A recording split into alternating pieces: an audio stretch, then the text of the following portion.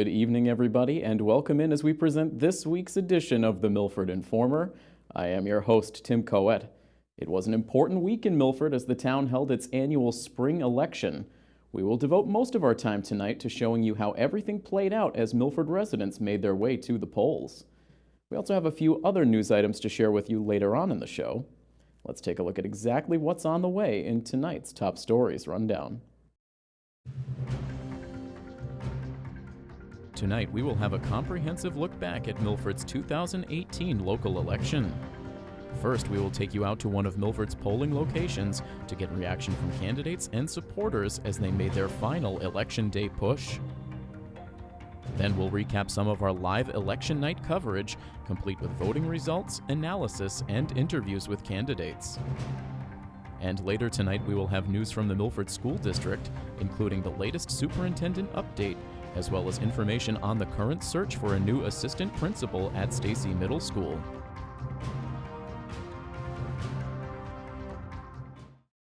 Election Day 2018 has officially come and gone. This year, Milford had decisions to make in 3 contested races. After weeks of build-up, community forums, and at times contentious debate, residents made their way to the town's 3 polling locations throughout the day on Tuesday. We had the opportunity to visit one of those polling locations, where we spoke to several of the candidates and their supporters to get some closing thoughts on the campaign season. Milford residents made their way to the polls on April 3rd to participate in the annual spring town election. Candidates and supporters alike could be found outside of Milford's 3 polling locations, looking to encourage their fellow residents to take the time to cast their vote. Earlier this morning, we got down to the Italian Vets around 7:45 this morning. The sun was shining for a good 2.5 hours, and it was beautiful out. Clouds have set in. It feels like it's dropped about 10 degrees, but hey, this is what we do here in Milford. We hold our signs, we wave to our supporters, and hope that people know we're working hard. Perhaps the most intriguing race on this year's ballot has been for the Milford School Committee, where a total of 7 candidates threw their hats into the ring, many of whom were seeking elected office for the very first time. It's been a good experience. My first time running for an elected position here in Milford, so it's been a lot of excitement. Certainly a lot of waves, a lot of positive feedback. So certainly enjoying the experience being on this side of it. Certainly have helped people in the past holding signs, so kind of fun to have my name on a sign, and looking forward to the entire day.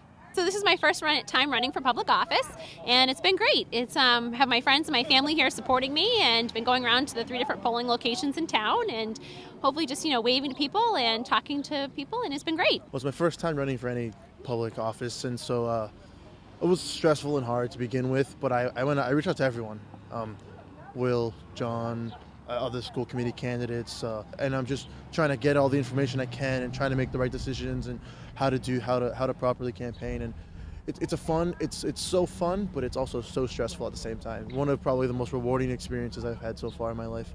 While the weather steadily deteriorated as Election Day went on, the enthusiasm of the supporters out on the street remained strong. There's a lot of energy down here, a lot of people coming by to vote, doing their civic duty. I'm glad that there's a lot of people out here doing what's good for the town. I think John Erickson's a great candidate for selectman. We've seen his work in the past. We've seen what he's done in town hall his years as building commissioner. We've seen what he's done the last 3 years on school committee. They've had incredible work done in the last 3 years. A great part of the work has been held by John Erickson, and I think his skills are better suited on the town side, which is why he should be selectman. I have 4 children in the school system in Milford, and so as they say, when you have skin in the game, the good news for Milford is that all the candidates are fabulous. I just think Sarah's probably one of the best. I held a stand years ago for, can't think of Brian Burry. I held it for other people, for John, who's running for school committee. I've been up here a long time. Most of the candidates went about this final day of the campaign season with cautious optimism, hoping that all of the hard work they put in on the campaign trail would result in a strong push inside the voting booth. I don't want to predict the outcome, but I mean, I feel good. I think we did everything we wanted to. I ran a nice positive race. That's what my wife and I wanted to make sure we did. We stuck to that. And again, I've had some of the same campaign committee workers, committee members, and friends around my table for over 20 years now. And every year it grows and you attract more, and you hope that that's what it's all about. However this election turns out, certainly I know of others that are going to be on our school committee, and certainly they now become my friends. Everyone's going to be within 4% of the person above them of votes, so maybe a few hundred, 50 to 100 votes, and you're in or you're out at the end of the day. I don't know. I really don't know how. I don't know. And so, with time running out on Milford's 2018 election day, one of the town's most impassioned voters left us with a crystal clear message. They should all come out. If the ones that don't come out and vote, that are able to vote, they'll be ashamed of themselves. Because you know something, it's our duty to vote. Once the polls closed at 8 p.m., Milford TV was once again your home for live election night coverage. I was joined on air by Milford TV members Al Correa and Kevin Rudden, providing live results, analysis, and interviews with many of the candidates. Let's take a look at a recap of our election night coverage. Just past the hour of 8 p.m., so the polls have just now closed, so we'll see how quickly those results start to roll in here at Town Hall. But again, let's set the scene now with those races, both contested and uncontested. We'll start with the uncontested races. We'll throw those up on the screen right now. As we take a look at those, you see Board of Assessors. It was an uncontested race for Joshua Leosh.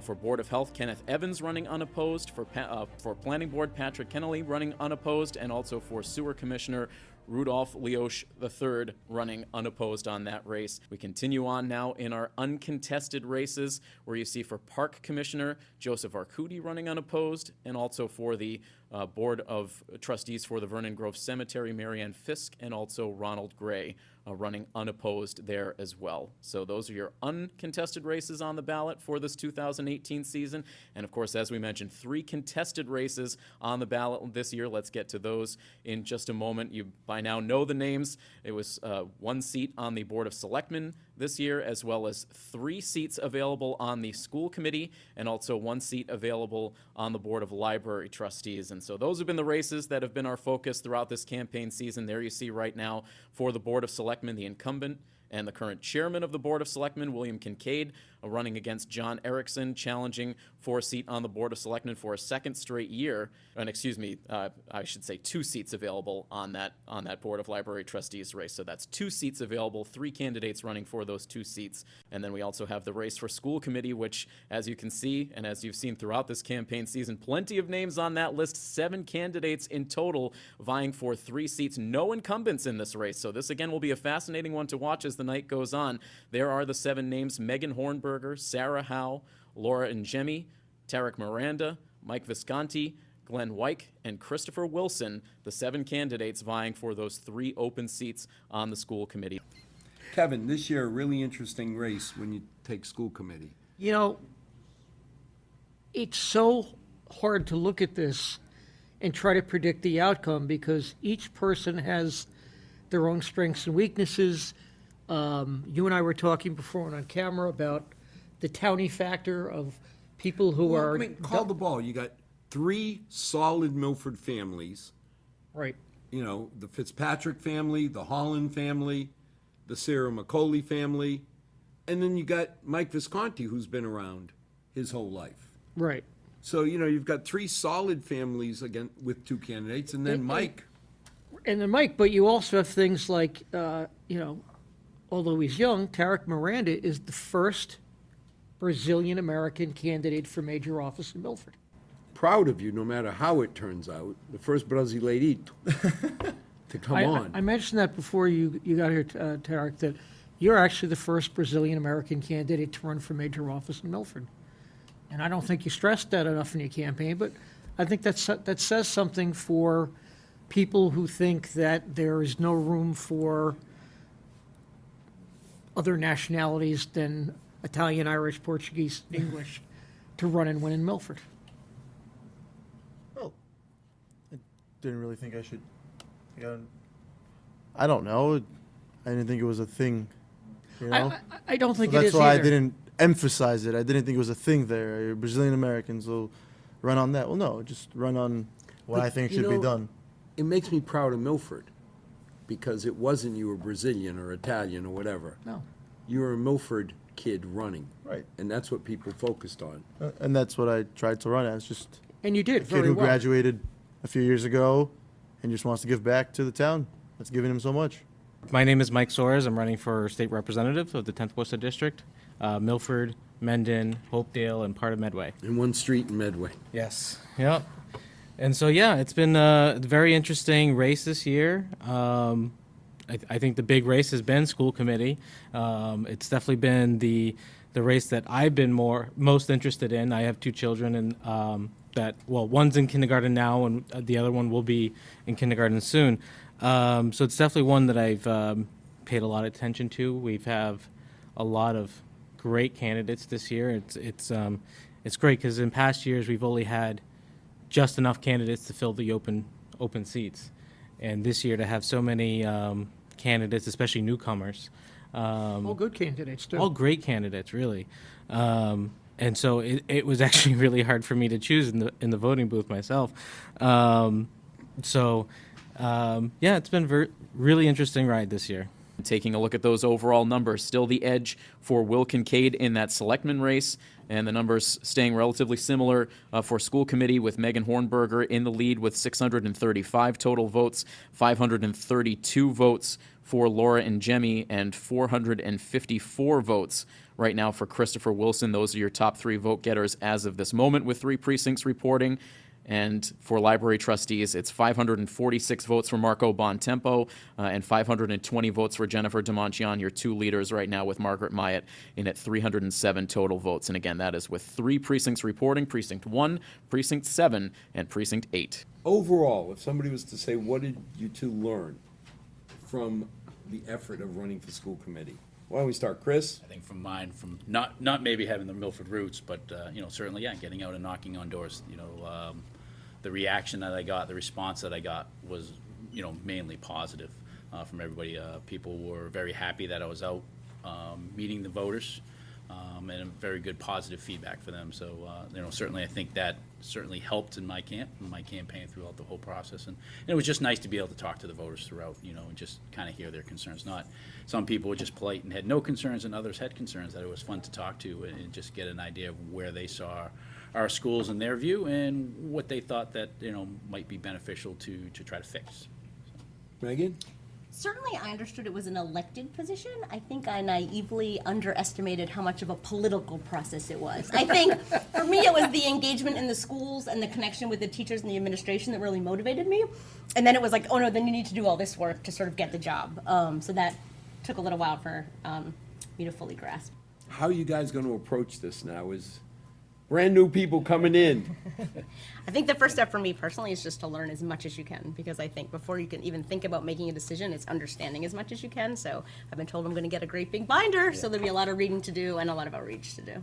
Exactly, just gonna have to immerse ourselves into this process, to all the different policies that are involved, and to understand, we're still in the middle of the budget cycle that's going on, so kind of get up to speed as quick as possible on that realm. You've been going to the school committee meetings during the Yes, election, so you're getting a flavor of it. Certainly, and then reach out to current and past school committee members. I mean, certainly, they've guided us through the campaign part of it and through questions and answers. So certainly, they're still going to be a great resource to be able to speak to on any But you given should time. face the same situation that they did last year. Too much money and not enough to spend it on. Always that problem. Exactly. What'd you think of the overall election? It was great. I really enjoyed meeting people. I'm meeting residents in Milford and meeting the voters and getting out there and learning more about the issues and interacting with administrators and teachers and parents. And overall, it was really positive. And I was really happy to be a part of it and thankful for the opportunity. What do you say to your supporters? Yeah, I want to thank them. They were great from the very beginning when I said that I wanted to run. They've been right behind me there every step of the way, and I'm really appreciative of all of their support. They were with me today in the rain, in the cold, standing outside, so I couldn't have done it without them. So I really do appreciate them. So again, our projected numbers, and we await for, of course, the official results tomorrow from the town clerk's office, but our numbers holding steady from what we have been reporting throughout the night. So again, our projected winners, Will Kincaid retains his seat. He will serve a second term on the Milford Board of Selectmen with 1,681 total votes to John Erickson's 1,483 total votes. And for school committee, your three projected winners, Megan Hornberger with 1,793 votes, Laura Njemi with 1,531 votes, and in a narrow victory, Christopher Wilson with 1,271 votes, just beating out the number 4 challenger, Sarah Howe, who finished the night with 1,245 total votes. And for the Board of Library Trustees, it is Marco Bontempo, your top vote getter, with 1,592 total votes, and then Jennifer DeMonchian retaining her seat, retaining the second seat on the Board of Library Trustees with 1,549 total votes. The official election results were released by the town clerk's office on Thursday, and so let's take a look at the final numbers in each contested race. For the Board of Selectmen, the numbers were close throughout the evening. In the end, Will Kincaid was able to retain his seat on the board by a margin of just 199 votes. Mr. Kincaid finished the evening with 1,682 total votes to 1,483 for challenger John Erickson. Mr. Kincaid claimed victory in 7 of Milford's 8 precincts. However, 2 of those precincts were decided by a 10 votes or fewer margin. Precinct 3 was the lone precinct won by Mr. Erickson. In the crowded race for school committee, we will show you the top 3 vote getters. Megan Hornberger was the undisputed top vote getter in the race, claiming 55.6% of the vote. Landing solidly in second place was Laura Njemi, taking 47.4% of the vote. And then it was Christopher Wilson by a very narrow margin, taking the third available seat on the school committee. Mr. Wilson finished the night with 1,271 votes, just 26 votes ahead of Sarah Howe, proving that once again just how important each and every vote can be in a local election. Very quickly looking at the numbers for the rest of the field of candidates, as we said, solid voting numbers for Sarah Howe, coming up just short for the final available seat. Coming in 5th was Mike Visconti at 702 total votes, and 6th was recent Milford High School graduate Tarek Miranda with 603 total votes, and Glenn Wyke was the 7th place vote getter with 299. So Megan Hornberger, Laura Njemi, and Christopher Wilson will join their new colleagues Joe Marias, Jennifer Parson, Joe Callery, and Jim Legore for their first school committee meeting next week on April 12th. And finally, in the race for the 2 seats on the Board of Library Trustees, it was Marco Bontempo, who was the highest vote getter with 1,592, 43 votes better than incumbent Jennifer DeMonchian. Both Mr. Bontempo and Ms. Yan take the 2 available seats on the board, with former library trustee Margaret Myatt coming up just short on her bid to return to the board. So that officially wraps up the election 2018 season here in Milford. The town saw a total of 3,227 total votes cast, which is just 18% of registered voters. Moving on now, we do have some non-election news to bring you this week. Recently, Dr. Kevin McIntyre recorded a new edition of our Superintendent Update series. In this edition, Dr. McIntyre recaps a series of recent events that have taken place around the district.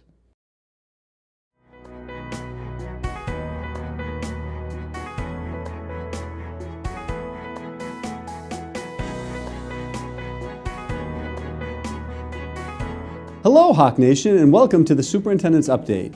There are so many great things happening across our schools and programs. I asked each principal and director to share one awesome thing that occurred in March so that I could share them with you. The Milford High School Percussion Ensemble received a superior rating at the University of Rhode Island Percussion Festival. Shining Star Preschool held its first annual Invention Convention. Each class at Shining Star Early Childhood Center participated in the STEM activity, where they collaborated on solving a design challenge. Each class had a cardboard box where they brainstormed ideas to solve the challenge. Designs were student-generated and created, and the outcomes were a robot, race cars, houses, rocket ship, and a giant mint strawberry cupcake. Parents were invited to Shining Star to view the projects and listen to their children explain how the challenge process unfolded from a simple cardboard box to an amazing invention. Milford High School held a Spread the Word to End the Word assembly and campaign throughout March, as well as Milford High School had all 9 varsity winter teams qualify for the playoffs, which is an amazing accomplishment in the ultra-competitive Hockomock League. Stacy Middle School presented the student production of Finian's Rainbow. Both students and families had an opportunity to see the production, and the students involved in the production did an outstanding job. We held a bilingual library family event at Memorial Elementary School on March 28th. Through a grant from Staples, bilingual picture books in both Spanish and Portuguese were purchased for families and students. ESL, SEL, and reading intervention teachers volunteered their time to provide a literacy evening to introduce families to the bilingual books and assist parents in how to support their children's literacy at home. Special Education celebrated Milford's first ever Young Athletes Special Olympics program. Woodland Elementary School held an international night where students created projects on different cultures and countries. Additionally, Woodland sponsored Kindness Week, where there was a school-wide focus on kindness and respect activities. The entire second grade class from both Brookside and Memorial were treated to an abbreviated showing of the Milford High School spring musical Cinderella. The students were enthralled with the performance that the very talented high school students put on. At the conclusion of the performance, the cast came down from the stage into the audience to say hello. The students were awestruck. For many of our students, it was the first time they had seen a real play. It was an all-around awesome experience, especially for the young students to see what they may be able to do when they reach the high school level.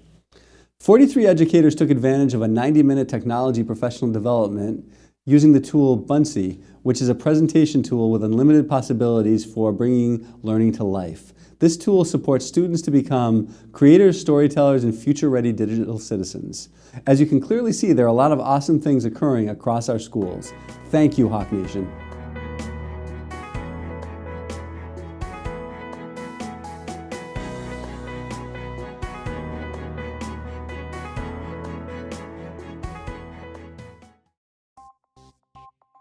Sticking with school news, the district announced late this week that they have narrowed down the search for a new assistant principal at Stacy Middle School to 3 finalists.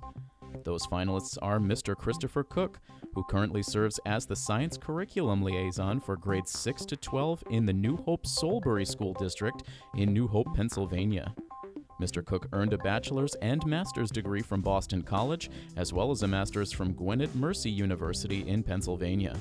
Mr. Cook has completed the K-12 Principal Certification Program and also spent 5 years as a teacher at Natick High School. The second finalist is Ms. Raquel Martinez. Ms. Martinez is presently a principal intern within the Boston Public Schools. Her education includes a bachelor's degree from St. Joseph's College, a master's degree from Queens College in New York, and this May she will receive a master's from Harvard. The third finalist is Ms. Kimberly Roca, who is currently an English teacher at Neshoba Regional High School in Bolton. Ms. Roca holds a master's in education administration from Endicott College, as well as a master's from Clark University and a bachelor's degree from Stonehill College.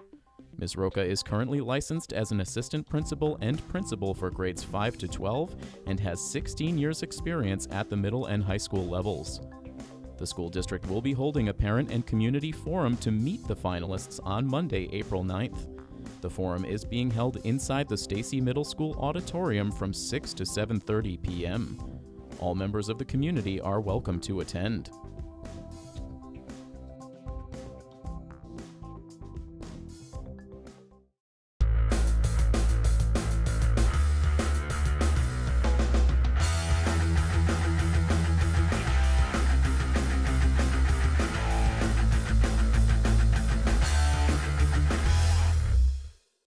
By now, we thought we would have highlights to show you for some of Milford's spring sports teams, but sadly that is not the case. Milford High School has managed to sprinkle in a few regular season games for boys volleyball, tennis, and lacrosse, but the wait remains for both the baseball and softball teams. As of now, the softball team will not play a home game until April 18th, while the baseball team is hopeful to get their home slate started this coming Monday. If we are able to venture out for any sports coverage next week, we will send out an alert via social media, so stay close to both our Facebook and Twitter accounts for the latest updates. And now let's hear from the kids from Milford's Best Buddies program as they provide the details on a very special upcoming event. Disney Sweetheart Pageant! Come join Best Buddies on April 13th from 5 to 8 p.m. at the Milford High School Auditorium for our 5th annual Disney's Sweetheart Pageant. The Sweetheart Pageant is an opportunity for individuals with intellectual disabilities to showcase their talents and skills.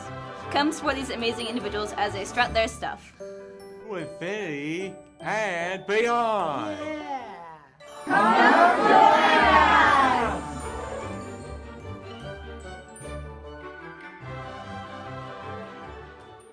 That is going to do it for this week's show. Next week, rain or shine, we are hopeful to meet with the coaches and captains for the Milford girls lacrosse team, so we hope to have an early season report on the team here on The Informer next week. We hope you will join us next time. Until then, from all of us here at Milford TV, this is Tim Coette saying have a great week. So long, everybody.